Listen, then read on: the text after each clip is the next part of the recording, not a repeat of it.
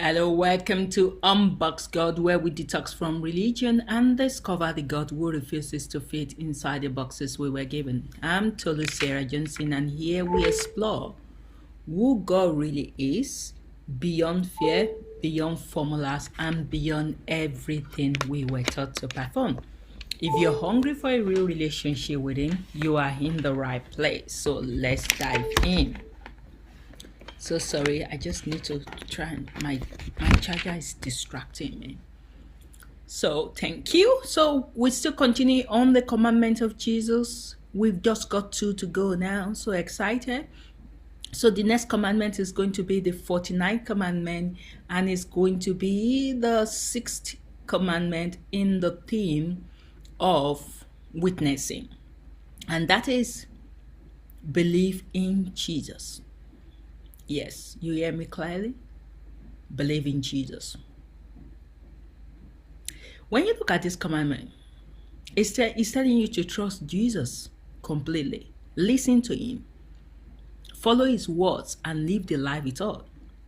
Believing in Jesus is not only agreeing that He exists. It means entrusting your life to Him and learning to live like Him. And today it's so unfortunate that a lot of people think believing in Jesus is saying the sinner's prayer. And once you've said the sinner's prayer, that means automatically you believe in Jesus. We're going to read two Bible verses. Mark 16 verse 16 says, whoever believes and is baptized will be saved. And then Luke 9 verse 35. This is my son whom I have chosen. Listen to him. So, what Jesus is teaching here, when Jesus speaks about belief, it's not talking about a simple intellectual agreement. Even demons believe that God exists. Yeah, Satan believes that God exists. True belief goes further. It becomes trust expressed through action. And that is why the scripture says faith without works is dead. James 2 verse 26. Belief that never changes how a person lives is not the kind of belief Jesus was talking about. Real belief produces movement. It reshapes how you think, how you treat people, and how you live. I thought I believed before. It's not until this past 2.5 years of working with heaven that I'm getting to know what actually belief is meant to be. The church doesn't know Jesus. They don't know what it is to believe. They don't even know the God they call upon. Because when you see the way they treat people, the way they live their life, you just see that they are all words only, no action. They just say it. Their actions doesn't support what they're saying. I've seen a pastor who left Christianity, deconstructed, did not believe no longer that Jesus exists. He said because he was tired of being hypocritical. He stole behind the scene. Don't let them know that you are committing this sin. Don't just pretend to keep the members. And he just had enough and walked away. And I remember asking Papa, who is God, like, God, how do you feel like your son walking away after serving you for like 30 plus or 40 plus of years on her? Would that go to waste? And Papa said, it never worked from me. The frustration is not towards me. The frustration is towards the counterfeit God that has been presented to him, and he's had enough. And I'm going to reward him. He's still my son. When he comes home, he will see that he's still my son. Isn't God so compassionate and so loving to be able to understand the heart of man? And the art behind the commandment is this commandment reveals something essential about God's desire for relationship. God does not want followers who merely acknowledge him from a distance. He wants people who knows him personally and walks with him daily.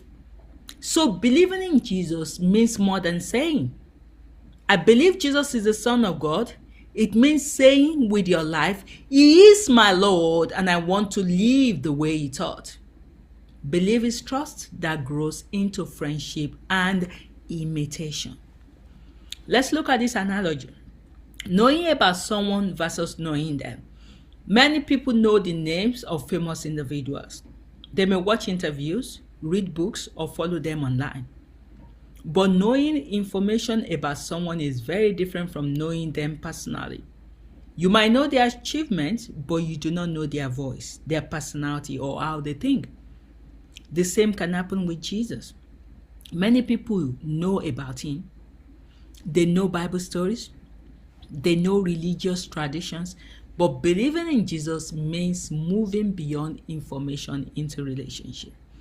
It means learning his art, understanding his words, and allowing his life to shape your own. Yes. And that's what God is after. And that is the pure witnessing. When people come across you, they can witness Jesus through your ways of life.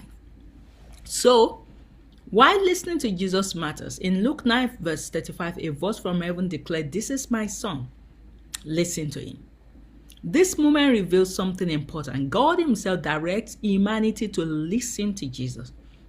Not simply to admire him, not simply to thank him for his cross. Is hard enough. He doesn't want you to thank him for his cross. He's carried that cross so many centuries ago. He doesn't want you to keep reminding him. He wants you to take your cross and be responsible. Doesn't want you to merely speak about him, but to hear him and follow his voice. Listening to Jesus means paying attention to what he taught, his parables, his commandments, his example of love and humility. This form the foundation of a life built on him. So, Jesus also connects belief with baptism. Baptism is an outward declaration of an inward decision. It symbolizes two things: dying to the old life, rising into a new life with Christ. It is a visible way of saying, my life now belongs to Jesus. But baptism alone is not enough if the heart never changes. The real evidence of belief is a life gradually shaped by Christ's teaching. So, while many struggle to believe, one reason belief can feel difficult is that many people only know Jesus through religious traditions or second-hand explanations. They hear about him from others but rarely take time to know him personally. But belief grows through relationship. So the more someone listens to Jesus, reflects on his teaching, and works with him, the clearer his character becomes. And as his character becomes clearer, belief deepens. So, the transformation of knowing Jesus. When someone truly knows Jesus, something changes. Just as a child often grows to resemble a loving parent, those who know Christ begin to resemble him. They grow in compassion, humility, generosity, forgiveness, truthfulness. So the goal of belief is not simply to identify as a Christian. It is to become a reflection of Christ's life. So the invitation of this commandment invites every person to move beyond surface level faith. Jesus is not asking people only to acknowledge him. He's inviting them to know him, trust him, walk with him. Belief begins with trust, but it grows through relationship. So the art of Commandment 49, Jesus is saying, believe in me, listen to me, follow my words. Because when belief becomes relationship and relationship becomes obedience, a life is built on a foundation that no storm can destroy. I hope you've been blessed by this commandment. I will see you in Commandment 50, which is the last commandment for this series. I'm so excited. That's the last one. We got there in the end. God bless.